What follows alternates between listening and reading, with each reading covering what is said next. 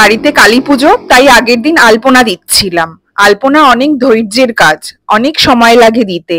বিকেল থেকে শুরু করি দেওয়া, পুরো সন্ধেটাই সময় লেগে যায়। ভাবছো যে এই গরমে সোয়েটার পরে কেন আছি?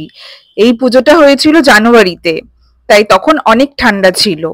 ছাদে প্যান্ডেল করা হয়েছিল, পুরো প্যান্ডেলটা খুব ভালো লাগছিল দেখতে। এই কালী পুজোটা হচ্ছে রক্ষা কালী পুজো। প্রতিবারই কালী পুজো হয়, বাট ব্লগ এইবার ফার্স্ট বানাচ্ছি। এটা হচ্ছে ঠাকুরের বসার জায়গা। ফার্স্টে আলপনাটা চক দিয়ে ড্র করে নিয়েছিলাম, তারপর খড়িমাটি অ্যান্ড কালার দিয়ে আলপনা দিই। এখন আসলাম ঠাকুর যেখানে বানানো হয় সেখানে, ঠাকুরটা দেখতে। এখানে অনেক সুন্দর সুন্দর ঠাকুর বানানো হয়, সেগুলোই ঘুরে ঘুরে দেখছিলাম। এইগুলো কাঠামোটা তৈরি করে রেখেছিল, বাট ঠাকুর এখনো বানানো হয়নি।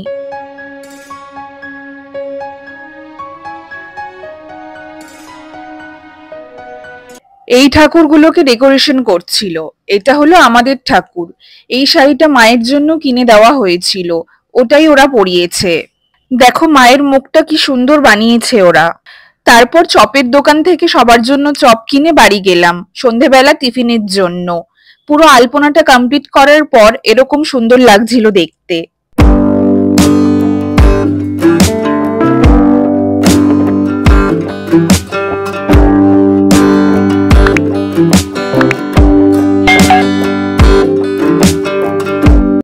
হাই এভরিওয়ান, সকালবেলা উঠে স্নান টান করে এখন রেডি হয়ে গেছে, এখন যাচ্ছি ঠাকুর আনতে। পরদিন সকালে যেখানে ঠাকুর বানায় সেখানে আবার গেলাম, মাকে বাড়ি নিয়ে আসলাম। মাকে ওরা ভ্যানে তুলে দিল, তারপর ঢাক বাজাতে বাজাতে রাস্তা দিয়ে এলাম।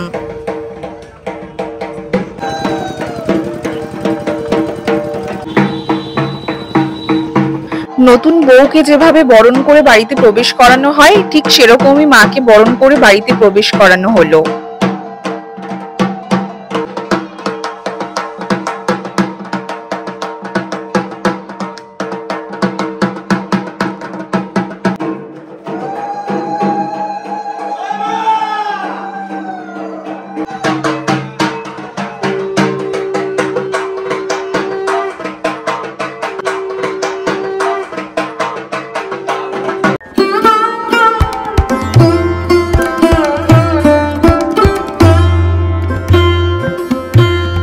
ছাদে মা অনেক সুন্দর সুন্দর গাছ লাগিয়েছে, বেশিরভাগই ফুল গাছ। এখানে পুজোর জোগাড় চলছে, মা ঘট সাজাচ্ছে ঘট বসানোর জন্য। পুজোর প্রিপারেশনের জন্য এখানে ফুল বেলপাতা বাছা হচ্ছে।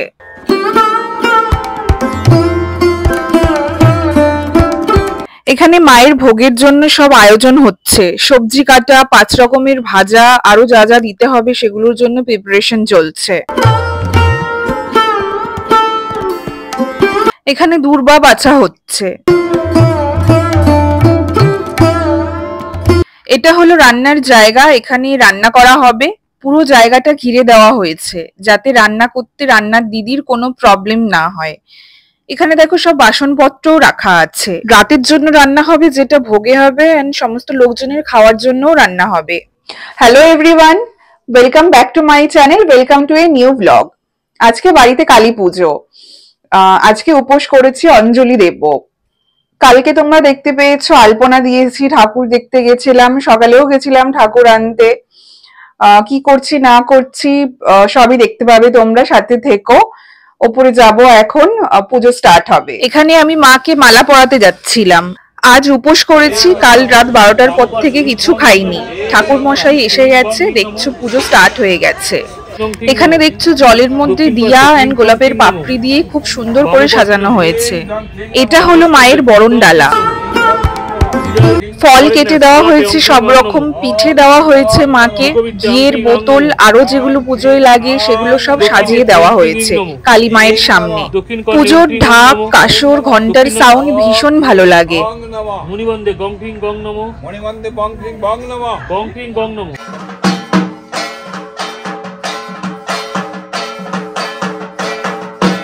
এবার মায়ের ভোগ দেওয়া হচ্ছে এখানে সব সাজিয়ে।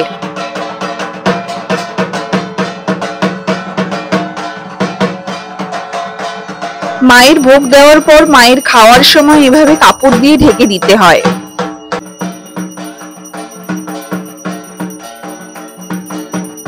108টা প্রদীপ জ্বালাতে হয় কালী পুজোয়। প্রদীপ জ্বালানোর জন্য বলতে তেল দিয়ে সাজাচ্ছিলাম, তারপর প্রদীপগুলো জ্বালিয়েছি।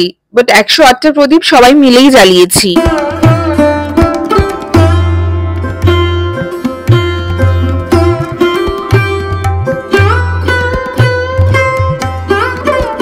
এখানে মায়ের আরতি হচ্ছে।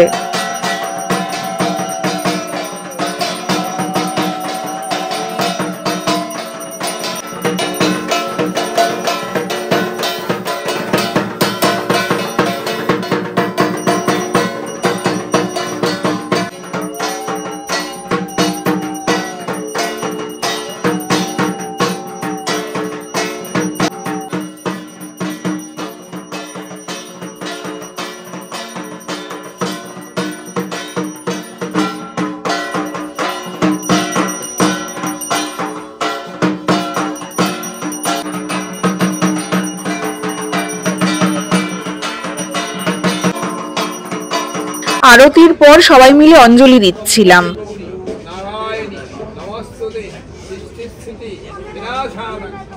যজ্ঞ হচ্ছে এখানে, অনেকক্ষণ ধরে খুব ভালোভাবে পুজোটা হয়েছে।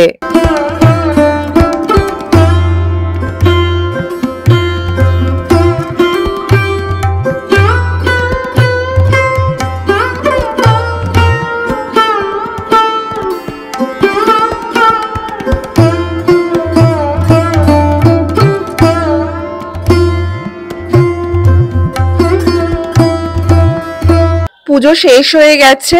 আমি দেখো পুজোর জন্য এই শাড়িটা পরেছিলাম। প্রত্যেকবার পুজোয় শাড়িই পরি। পুজোতে শাড়ি পরতে ভীষণ ভালো লাগে। পুজো হয়ে যাওয়ার পর এই জায়গাটা ফাঁকা হয়ে গেছিল, তাই এখানে ফটো তুলছিলাম। ফটো তোলার পর ভোগের প্রসাদ খেয়ে উপোস ভাঙি।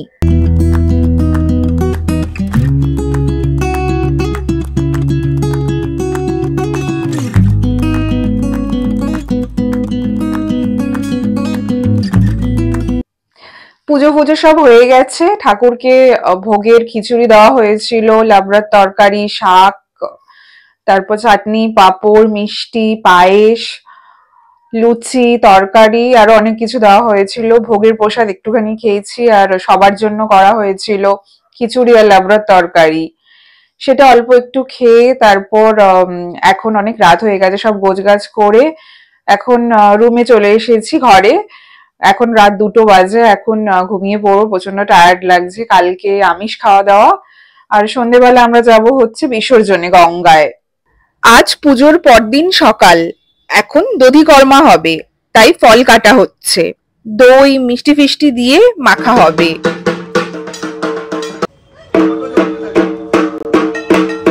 এতক্ষণ সব রেডি করে দেখো দধিকর্মাটা মাখা হচ্ছে। ঠাকুর বরণের পর গাড়িতে তোলা হচ্ছে ভাসানের জন্য।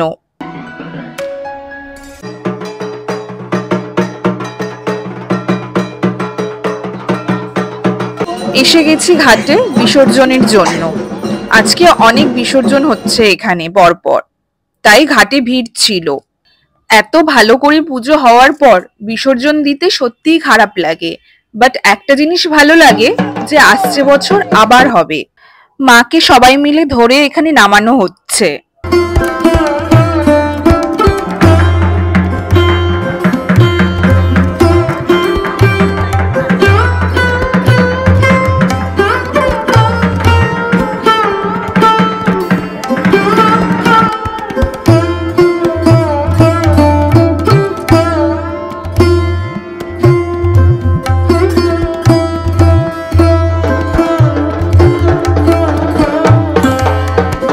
বিসর্জন করে এবার বাড়ি যাচ্ছি।